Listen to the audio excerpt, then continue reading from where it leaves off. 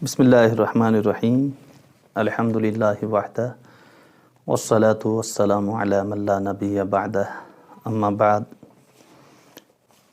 یہ کچھ سوالات آئے ہوئے ہیں، ان میں سے ایک سوال یہ ہے کہ شعبان کی فضیلت کیا ہے؟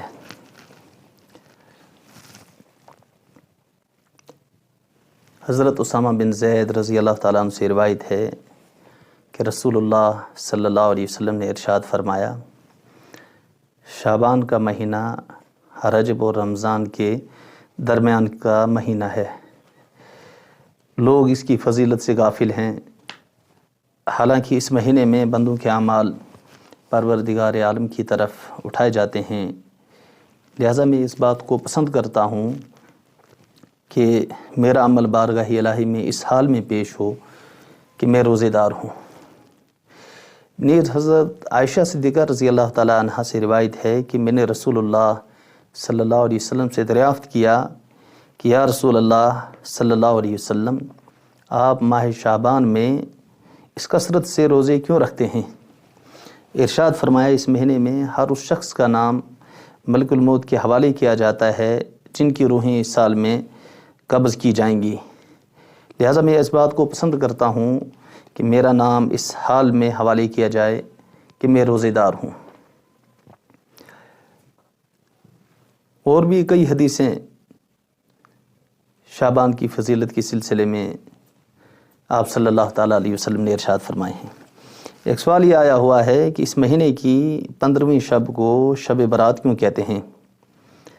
دیکھیے، برات کے معنی چھٹکارے کے آتے ہیں، اور شیخ سید عبد القادر جیلانی رحمۃ اللہ علیہ فرماتے ہیں کہ شب برات کو شب برات اس لیے کہتے ہیں کہ اس رات میں 2 قسم کی برات ہوتی ہے۔ ایک برات تو بدبختوں کو خدا تعالیٰ کی طرف سے ہوتی ہے، اور دوسری برات خدا کے دوستوں کو ذلت خواری سے ہوتی ہے۔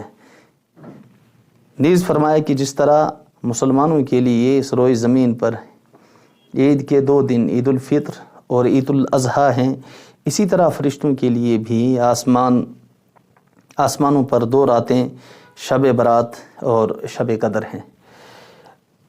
اچھا، مسلمانوں کی دن میں رکھی گئی ہے اس لیے کہ رات میں سوتے ہیں، اس لیے کہ مسلمانوں کی دن میں رکھی گئی ہے کیونکہ وہ رات میں سوتے ہیں، اور فرشتوں کی عید رات میں رکھی گئی ہے کیونکہ وہ سوتے نہیں ہیں۔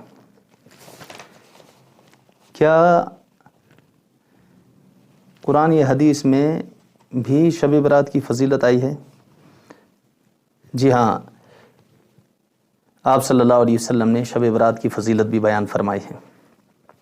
حضرت عائشہ صدیقہ رضی اللہ تعالیٰ عنہ روایت کرتی ہیں کہ ایک رات نبی کریم صلی اللہ تعالیٰ علیہ وسلم کو میں نے اپنے بستر پر نہ پایا، تو میں آپ صلی اللہ علیہ وسلم کی تلاش میں نکلی، یہاں تک کہ میں نے آپ صلی اللہ علیہ وسلم کو بقیع، یہ مدینہ طیبہ کا ایک قبرستان تھا، اس کے اندر پایا۔ آپ صلی اللہ علیہ وسلم نے مجھے دیکھ کر ارشاد فرمایا، اے عائشہ، کیا تو اس بات کا اندیشہ رکھتی ہے کہ اللہ اور اس کے رسول صلی اللہ علیہ وسلم تیرے ساتھ ناانصافی کریں گے؟ میں نے عرض کیا، یا رسول اللہ صلی اللہ علیہ وسلم، مجھے یہ خیال ہوا کہ آپ اپنی کسی دوسری بیوی کے یہاں تشریف لے گئے ہوں گے۔ آپ صلی اللہ علیہ وسلم نے ارشاد فرمایا، اللہ تعالیٰ شعبان کی 15ویں رات میں آسمان دنیا پر نزول فرماتے ہیں اور قبیلہ بنو کلب کی بکریوں کے بالوں کے برابر لوگوں کی مغفرت فرماتے ہیں۔ یہ بنو کلب عرب کا ایک مشہور قبیلہ تھا، اور تمام قبیلوں سے زیادہ اس کے یہاں بکریاں تھیں، تو آپ صلی اللہ علیہ وسلم نے ارشاد فرمایا، قبیلہ بنو کلب کی بکریوں کے بالوں کے برابر اللہ تعالیٰ، بلکہ ان بالوں سے زیادہ اللہ تعالیٰ لوگوں کی مغفرت فرماتے ہیں۔ حضرت ابو موسیٰ اشعری رضی اللہ تعالیٰ عنہ سے روایت ہے کہ رسول اللہ صلی اللہ علیہ وسلم نے ارشاد فرمایا، بے شک اللہ تعالیٰ جھانکتے ہیں، یعنی متوجہ ہوتے ہیں نصف شعبان کی رات میں، پس اپنی تمام مخلوق کی مغفرت فرماتے ہیں سوائے شرک کرنے والے کے اور کینہ رکھنے والے کے۔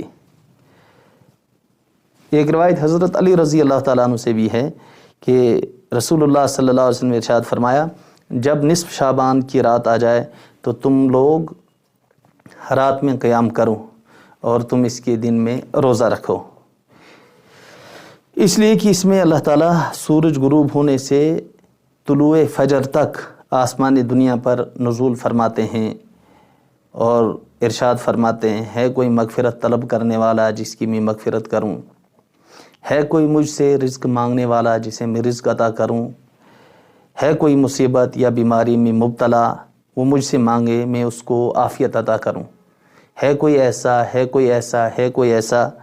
اللہ تعالیٰ یہ آواز برابر دیتے رہتے ہیں یہاں تک کہ سورج طلوع ہوتا ہے۔ ایک سوال یہ آیا ہے کہ ہم نے سنا ہے کہ شب برات میں بہت سے گناہ گاروں کی مغفرت نہیں ہوتی، یہ بتائیں کہ ایسے کون سے لوگ ہیں کہ جن کی اس رات میں بھی مغفرت نہیں ہوتی ہے۔ دیکھیے، مغفرت کی اس عام رات میں 14 قسم کے بد نصیب لوگ ایسے ہیں کہ جن کی مغفرت اللہ تعالیٰ اس رات میں بھی نہیں فرماتے ہیں۔ ان میں سے ایک مشرک، شرک کرنے والا، کسی بھی قسم کے شرک میں مبتلا شخص کی اللہ تعالیٰ مغفرت نہیں فرماتے ہیں۔ اور دوسرے نمبر پر بغیر کسی شرعی وجہ کے کسی سے کینہ رکھنے والا، دشمنی رکھنے والا، عداوت رکھنے والا، اس کی بھی اللہ تعالیٰ مغفرت نہیں فرماتے ہیں۔ تیسرا، وہ شخص جو اہل حق کی جماعت سے الگ ہو، اللہ تعالیٰ اس کی بھی مغفرت اس عظیم رات میں نہیں فرماتے ہیں۔ اسی طرح سے وہ عورت جو زناکار ہو یا وہ مرد جو زناکار ہو، زانی مرد اور زانیہ عورت، اللہ تعالیٰ ان کی بھی مغفرت نہیں فرماتے ہیں۔ ایسے ہی رشتہ توڑنے والی کی بھی اللہ تعالیٰ مغفرت نہیں فرماتے ہیں۔ ٹخنوں سے نیچے پائجامہ لٹکانے والے کی بھی اللہ تعالیٰ مغفرت نہیں فرماتے ہیں۔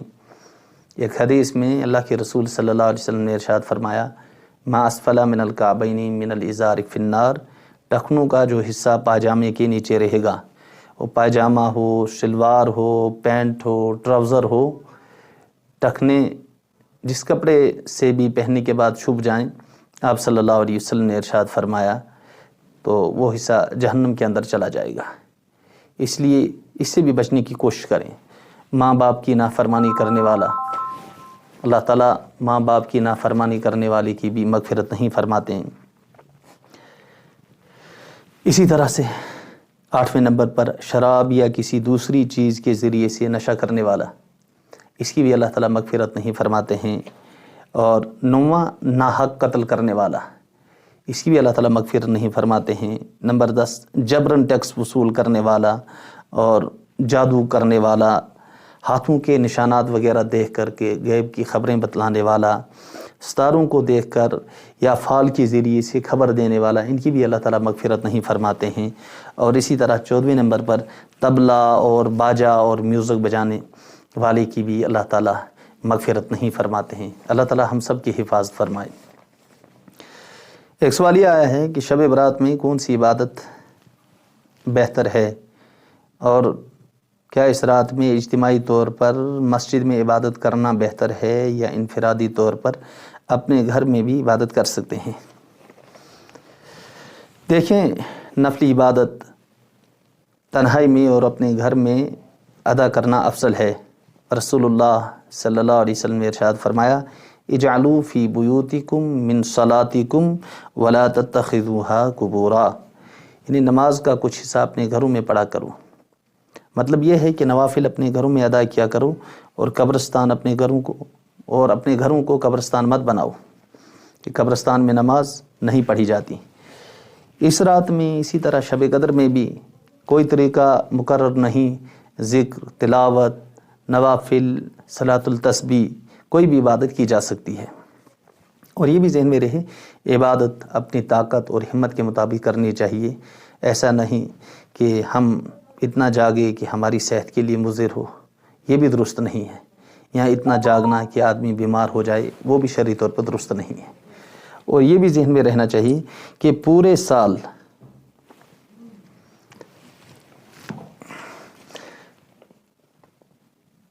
فرض نماز کا اہتمام کیا جائے، صرف شب برات میں اور شب قدر میں عبادت کر کے اپنے آپ کو جنت کا حقدار ٹھہرانا یہ باطل خیال ہے۔ ہاں، اللہ تعالیٰ مختار کل ہیں، وہ جس کی چاہیں بخشش اور مغفرت فرما سکتے ہیں۔ ہمیں فرائض کی بھی پابندی کرنی چاہیے، فرائض کے ساتھ ساتھ نوافل کی بھی پابندی کرنی چاہیے، اور ہر وقت اللہ تعالیٰ کی طرف رجوع کرنا چاہیے۔ بعض رات یہ کہتے ہیں کہ اس رات میں 2 رکعت نماز نفل مخصوص طریقے سے پڑھی جائے، اس کی وجہ سے اللہ تعالیٰ سارے فرائض کو معاف فرما دیتے ہیں۔ اس کی کوئی بھی اصل نہیں ہے۔ جو نمازیں قضا ہوئی ہیں ان نمازوں کا پڑھنا یہ بھی ضروری ہے۔ یہ کہنا کہ کوئی خاص نماز اس رات میں پڑھ کر کے اپنی ساری فوت شدہ نمازوں کی معافی کا سبب اور ذریعہ بن جائے گی، اس کی کوئی اصل نہیں ہے۔ بس شب برات میں فضول گپ شپ میں شب بیداری کرنا، موبائل کے ساتھ اپنے آپ کو مصروف رکھنا، ملکی سیاست اور بین الاقوامی سیاست پر تبصرہ کرنا، موجودہ حالات پر تبصرہ کرنا، یہ تو میں سمجھتا ہوں نیکی برباد اور گناہ لازم کے مصداق ہے۔ آدمی اگر مسجد میں عبادت کر سکتا ہے تو انفرادی طور پر نوافل پڑھے، تلاوت کرے، درود پاک پڑھے اور صلاۃ التسبیح پڑھے، 2 رکعت نماز صلاۃ التوبہ پڑھ کر کے اللہ تعالیٰ سے معافی مانگے۔ اور اگر مسجد میں نہیں، اپنے گھر میں بھی عبادت کر سکتا ہے۔ مقصد اللہ تعالیٰ کی طرف رجوع اور معافی مانگنا ہے۔ اللہ تعالیٰ ہم سب کے گناہوں کو معاف فرمائے اور عمل کی توفیق نصیب فرمائے۔ ایک سوال یہ آیا ہے کہ 15ویں شعبان کا روزہ رکھنا کیسا ہے؟ دیکھیے، اس بارے میں تو بہتر یہ ہے کہ شعبان کے اکثر حصے کے روزے رکھے جائیں۔ یہ نہ ہو سکے تو ماہ شعبان کے نصف اول کے روزے رکھے جائیں، اور یہ بھی نہ ہو سکے تو ایام 20، 13، 14 اور 15 شعبان کے روزے رکھے جائیں۔ یہ رکھنا بھی مسنون ہے۔ اور اگر کسی سے اتنا بھی نہ ہو سکے تو 15ویں شعبان کا روزہ تو رکھ ہی لے۔ یہ روزہ بھی انشاءاللہ تعالی موجب اجر ہوگا اور باعث نجات اور باعث بلندی درجات ہوگا۔ اللہ تعالی ہم سب کو عمل کی توفیق نصیب فرمائے۔